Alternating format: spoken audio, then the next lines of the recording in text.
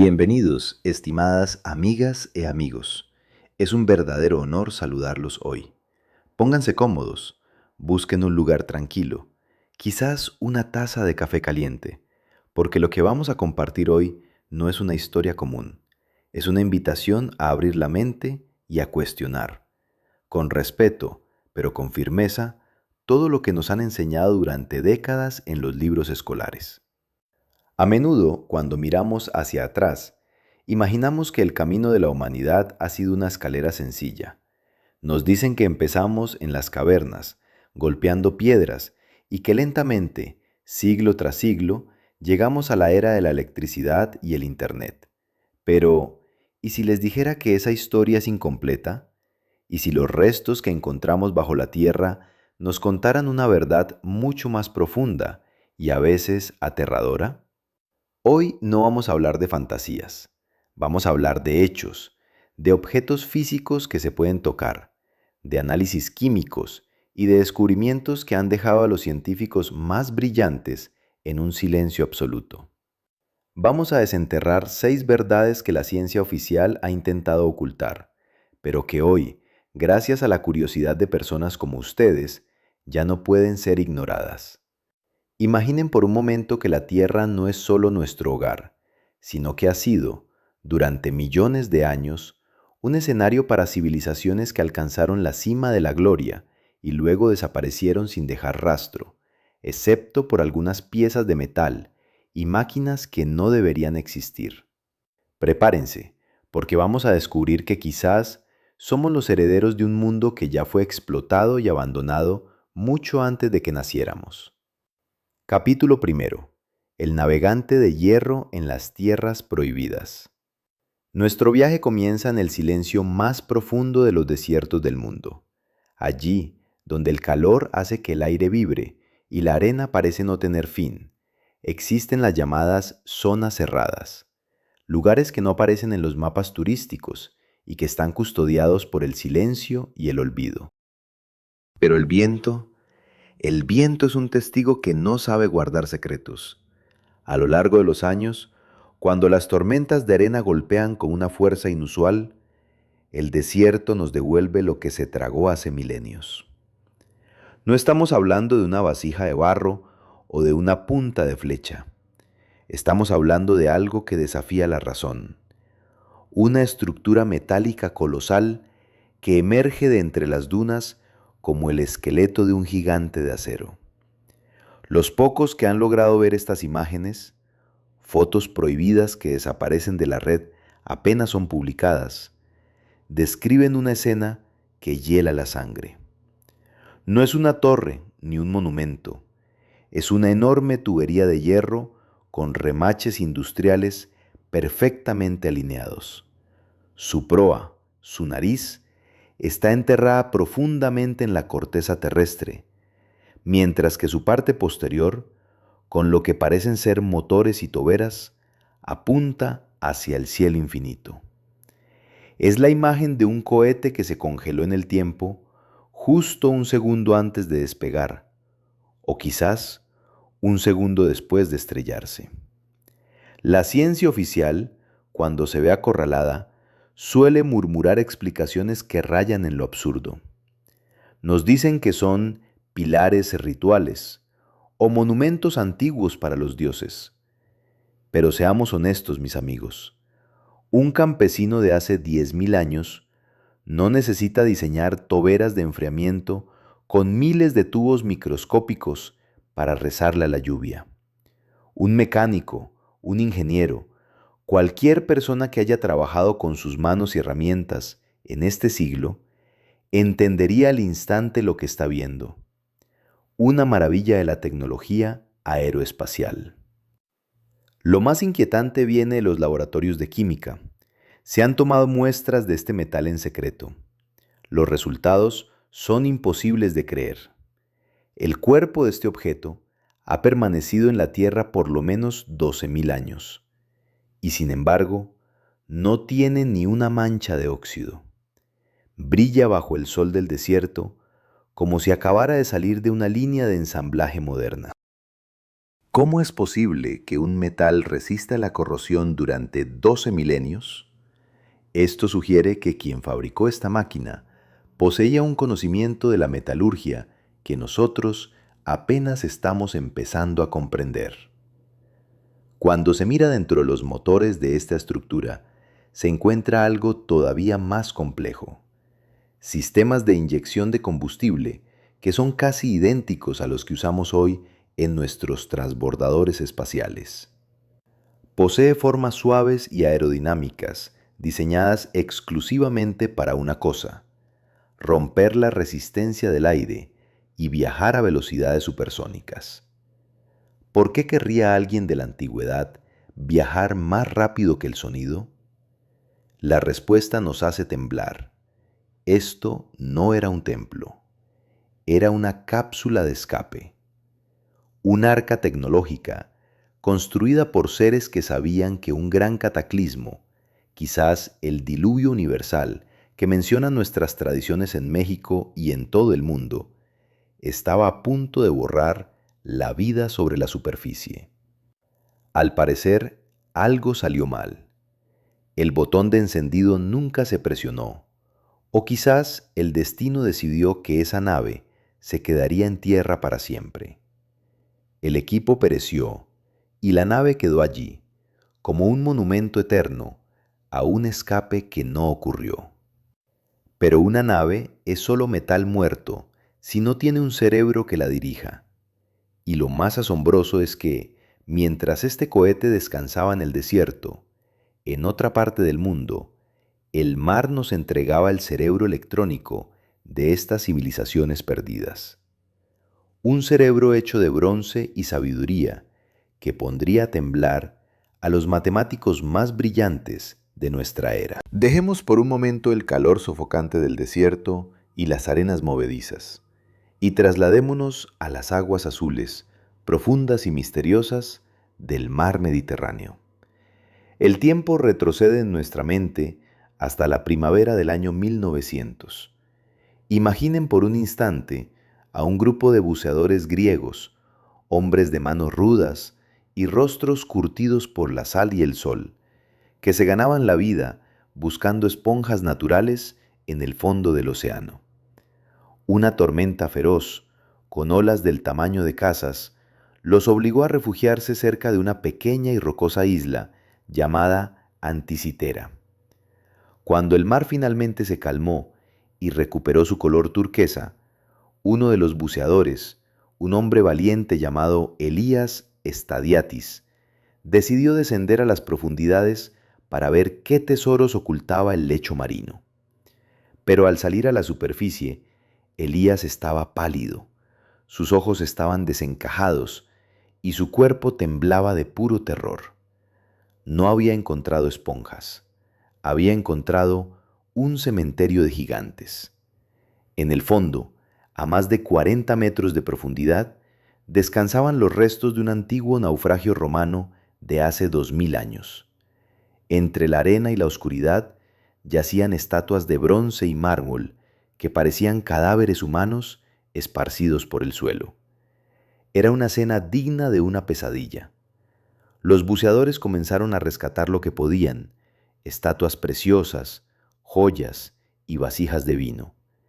Pero entre esos tesoros apareció un bulto informe, algo que a primera vista parecía una simple piedra verdosa, podrida por el tiempo y cubierta de sedimentos marinos y conchas. Durante casi 50 años, este extraño objeto permaneció olvidado en una estantería polvorienta del Museo Arqueológico Nacional de Atenas. Nadie le prestaba atención. Parecía chatarra sin valor, un residuo insignificante comparado con las hermosas esculturas de Zeus o de Hermes que atraían a los turistas. Pero el destino tiene sus propias leyes y sus propios tiempos. Un día, debido al cambio de temperatura y humedad, el objeto se secó y se partió por la mitad. Lo que quedó al descubierto en ese momento dejó a los historiadores y científicos en un estado de shock absoluto. En el corazón de esa supuesta piedra había engranajes. Sí, han escuchado bien, engranajes de bronce, finos, dentados, con dientes triangulares cortados con una precisión milimétrica. Aquello era un objeto imposible. Según la historia que nos cuentan en la escuela, los antiguos griegos no tenían la tecnología, ni las herramientas, ni el conocimiento matemático para fabricar algo así. A medida que la tecnología moderna avanzó, pudimos usar rayos X y tomografías computarizadas de última generación para mirar dentro de la pieza sin romperla. El asombro se convirtió en un miedo reverencial. Aquello no era una herramienta simple, era el mecanismo de Anticítera, la primera computadora analógica de la humanidad. Un objeto que, por su complejidad, parecía haber caído de otro tiempo o de otro planeta. Escuchen bien, porque este detalle es lo que cambia todo nuestro entendimiento del pasado. Dentro de esa pequeña caja de madera y bronce, los ingenieros encontraron más de 30 engranajes complejos trabajando en armonía. Pero el descubrimiento más perturbador, el que hizo que los expertos se llevaran las manos a la cabeza, fue un componente llamado diferencial.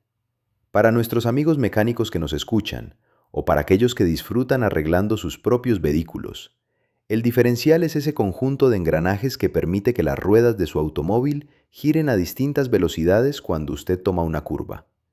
Es una pieza maestra de la ingeniería moderna, un diseño que requiere una lógica superior. Pues bien, esa tecnología ya estaba allí, bajo el mar, hace más de 2000 años. Oficialmente, el ser humano no volvió a inventar en diferencial hasta el siglo XIX. ¿Quién poseía ese conocimiento secreto en la antigüedad? ¿De dónde sacaron los planos para tal maravilla? Los científicos oficiales, en un intento desesperado por no admitir que la historia es una mentira, dijeron que era solo un calendario elegante para predecir eclipses o para saber cuándo celebrar los Juegos Olímpicos. Pero esa explicación es casi un insulto a la inteligencia de nuestros ancestros. Nadie fabrica una computadora de una precisión láser, con piezas más finas que un cabello, solo para saber qué día es hoy. Este mecanismo era capaz de predecir con exactitud astronómica los eclipses solares y lunares con décadas de antelación. Podía calcular la posición exacta de los 5 planetas conocidos en aquel entonces con una corrección de errores que solo se logra con matemáticas de alto nivel. Incluso podía seguir la órbita irregular de la Luna, un fenómeno tan complejo que solo entendimos muchos siglos después con las leyes de la física moderna. Para construir algo así, los artesanos no necesitaban solo lupas, necesitaban microscopios y herramientas de corte tan resistentes como el diamante. Herramientas que, según los libros de texto, simplemente no existían en esa época. Cada diente de cada rueda estaba cortado con una perfección que hoy solo asociamos con un torno industrial controlado por computadora. Esto nos obliga a hacernos una pregunta inquietante que no deja dormir a los arqueólogos. Si ese pequeño aparato de bronce era el cerebro, ¿dónde están las máquinas que ese cerebro controlaba? Si tenían la capacidad de procesar datos astronómicos tan complejos, seguramente tenían barcos de metal, sistemas de navegación automáticos o instrumentos que hoy llamaríamos radares. ¿Es posible que el mecanismo de Anticitera fuera un navegador para viajes que no solo cruzaban los mares, sino que apuntaban a las estrellas? ¿O quizás era el panel de control de una tecnología mucho más oscura, una que en un instante de furia o catástrofe borró a toda una civilización avanzada de la faz de la Tierra, dejándonos solo este pequeño resto entre las esponjas marinas? Pero toda computadora, ya sea de silicio o de bronce antiguo, necesita algo fundamental para funcionar: energía. Necesita una fuente de poder, una batería o un motor que le dé vida. Y para encontrar el rastro de esa fuerza increíble, de esa energía que parece robada de los dioses, debemos dejar el mar griego y viajar al corazón profundo de África, a unas minas donde la Tierra todavía emite el calor de un sol artificial que ardió hace millones de años. Ahora, queridas amigas y amigos, dejen que su imaginación vuele conmigo lejos de las costas de Grecia. Vamos a cruzar el vasto continente africano hasta llegar a un lugar remoto en la República de Gabón, en una zona minera llamada Oclo. Aquí, en las entrañas más oscuras de la Tierra, se encontró algo que dejó a los físicos nucleares más brillantes del mundo en un estado de confusión absoluta y terror silencioso. Corría el año 1972. Un analista en una planta de enriquecimiento de uranio en Francia estaba realizando un examen de rutina a un cargamento de mineral.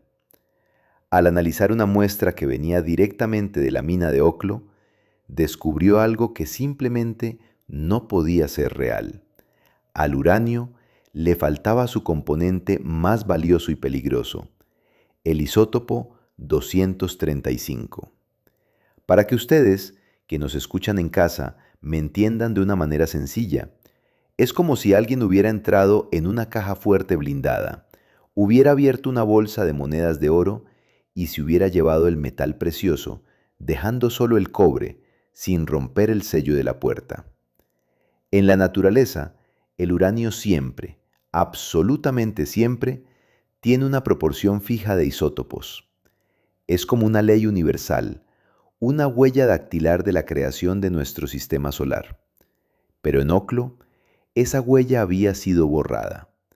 La única conclusión lógica, la que hizo que los científicos se pusieran pálidos, es que ese uranio ya había sido quemado o consumido en un reactor nuclear de alta potencia.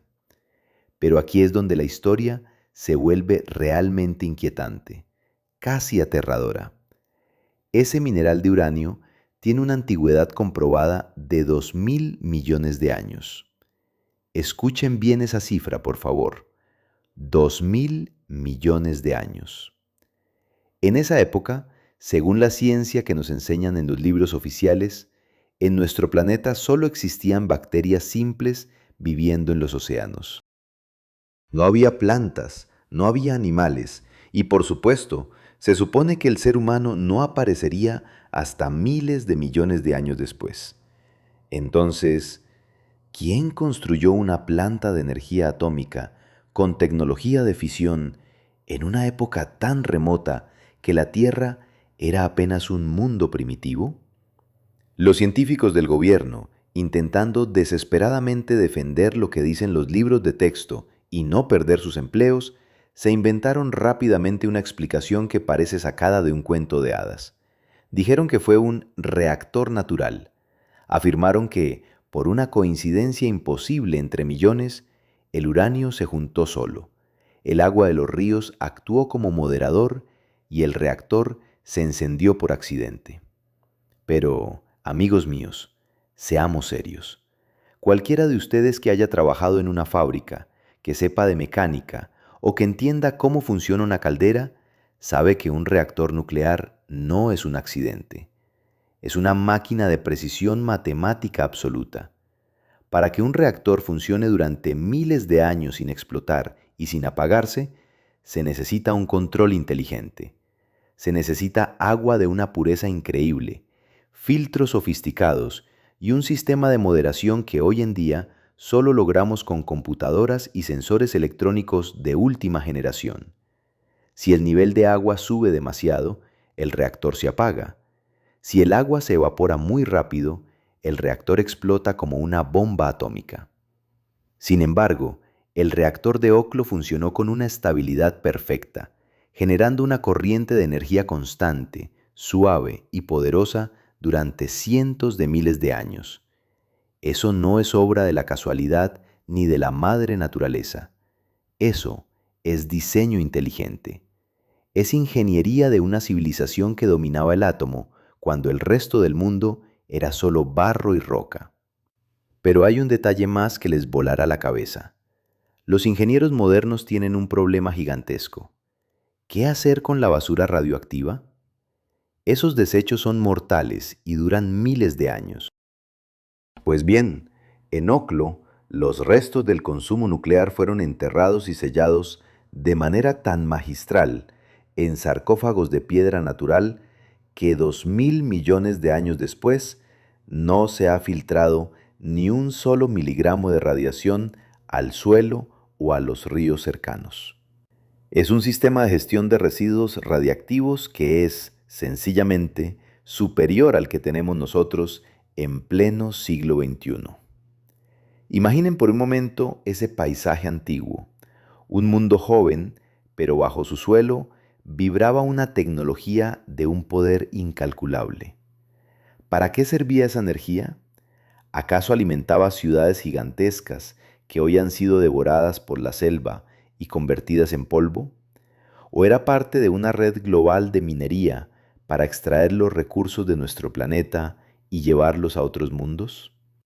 Aquí es donde la teoría de que vivimos en una tierra saqueada empieza a cobrar un sentido aterrador. Si sumamos el cohete del desierto, el computador de Grecia y ahora este reactor nuclear en África, la imagen es cristalina. La Tierra fue un centro industrial avanzado mucho antes de que el primer hombre caminara erguido. No somos la primera civilización que habita este suelo. Somos quizás la última, la que vive entre los escombros y la chatarra de una fábrica olvidada que funcionó hace eones. Estamos parados sobre las cenizas de una tecnología que podía encender soles bajo la tierra. Y mientras nosotros hoy nos preocupamos por el precio de la electricidad y las facturas de la luz, aquellos que estuvieron aquí antes que nosotros ya habían dominado el fuego eterno del átomo. Pero si tenían reactores nucleares, debían tener máquinas, motores y turbinas que usaran esa electricidad. Y para encontrar una de esas piezas mecánicas, debemos viajar a las tierras de los faraones, a un museo donde una supuesta vasija de frutas oculta un secreto mecánico que los ingenieros modernos todavía no pueden explicar. Acompáñenme ahora, amigos míos, a las tierras místicas de Egipto. Pero no vamos a las pirámides, sino a los pasillos silenciosos del Museo del Cairo. Allí, entre vasijas de barro y estatuas de faraones, descansa un objeto que parece sacado de una película de ciencia ficción. Lo llaman el disco de Saúl. A simple vista, parece una bandeja de piedra con 3 pétalos doblados hacia adentro. Los arqueólogos, en su intento por simplificarlo todo, dicen que es un plato para frutas o una lámpara de aceite. Pero, por favor, usemos la lógica. ¿Quién fabricaría un plato con un agujero en el centro y bordes tan afilados y frágiles que se romperían al primer contacto? Cualquier mecánico o ingeniero que vea este diseño se queda sin aliento. La forma del disco de Saúl es idéntica, exactamente igual, a la hélice de una bomba de agua moderna o a una turbina de mezcla de alta velocidad. Pero aquí está lo increíble. Está tallado en un material llamado esquisto, una piedra extremadamente frágil que se rompe como el cristal. Para tallar esas curvas perfectas y esos bordes delgados en una piedra tan difícil, no se puede usar un cincel y un martillo de cobre. Se necesita un torno de alta precisión, una máquina que gire a miles de revoluciones por minuto y una herramienta de corte más dura que el diamante. Esto no es artesanía, es ingeniería aeroespacial grabada en piedra. Es posible que los antiguos egipcios encontraran la pieza original de metal, no entendieron para qué servía y la copiaron en piedra para adorarla como un objeto sagrado. Es lo que llamamos un culto al cargo. Pero si esto les parece asombroso, prepárense para lo que sucedió en junio de 1936 en el estado de Texas, Estados Unidos. Imaginen a la familia Han dando un paseo tranquilo por el campo. De repente, encuentran una roca extraña con un pedazo de madera asomando. Al romper la piedra con un martillo y un cincel, sus vidas cambiaron para siempre. Dentro de la roca sólida, enterrado en el corazón de la piedra, había un martillo de hierro con el mango de madera petrificada. Al principio, los escépticos dijeron que era una broma, pero cuando llegaron los geólogos, el silencio cayó sobre la comunidad científica. La roca que envolvía el martillo pertenecía a la formación de hace 140 millones de años. Escuchen bien, hace 140 millones de años, en la era de los dinosaurios, cuando supuestamente no había ni rastro de seres humanos, alguien dejó caer un martillo en el barro. Ese barro se convirtió en piedra y selló el objeto para la eternidad. Pero lo más impactante no es la edad, sino el metal. Cuando llevaron el martillo al laboratorio, los metalúrgicos no podían creer los resultados. El hierro de la cabeza del martillo tiene una pureza del 96%. No tiene carbono, lo que significa que es un hierro puro que hoy en día solo podemos fabricar en laboratorios de vacío con tecnologías de vanguardia. Y aquí viene el milagro.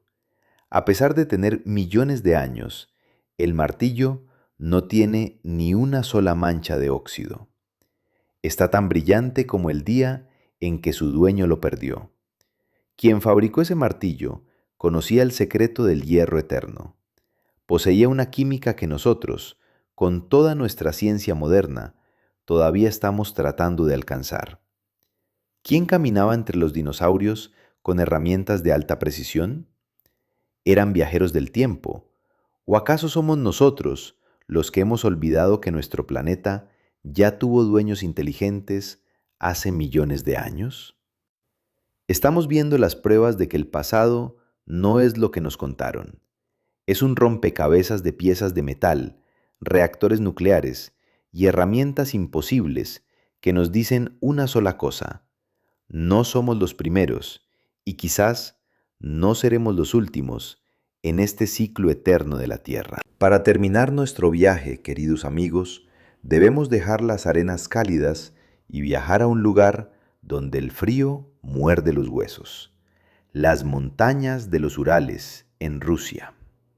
Corría el año 1991. Un grupo de mineros que buscaba oro a orillas de los ríos Narada y Kosim encontró algo que ningún buscador de tesoros esperaba ver jamás. Al lavar la tierra extraída de profundidades de hasta 12 metros, en capas de suelo que han estado congeladas por más de 100.000 años, empezaron a brillar unas piezas diminutas. No eran pepitas de oro, eran espirales, resortes y tornillos tan pequeños que solo podían verse claramente con la ayuda de un microscopio. Cuando estas piezas llegaron a los laboratorios de la Academia de Ciencias de Rusia, los expertos quedaron mudos. Algunas de estas espirales estaban hechas de cobre, pero las más pequeñas, las que son 1000 veces más delgadas que un cabello humano, estaban compuestas de wolframio y molibdeno. Estos son metales extremadamente difíciles de trabajar. El wolframio, por ejemplo, solo se funde a temperaturas superiores a los 3000 grados centígrados. Imaginen la contradicción. Hace 100.000 años, cuando se supone que los humanos solo usaban lanzas de madera y piedras afiladas para cazar mamuts, alguien estaba fabricando nanotecnología. Alguien estaba hilando metales imposibles con la precisión de un relojero atómico. Estas piezas no son basura moderna, porque estaban selladas bajo el hielo eterno mucho antes de que se inventara la primera fábrica de nuestra era. ¿Qué eran estas espirales?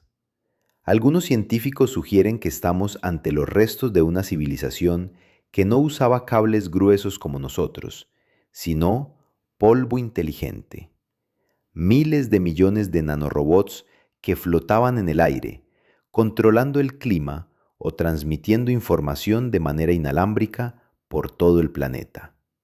Estamos pisando las cenizas de un mundo que era mucho más avanzado que el nuestro.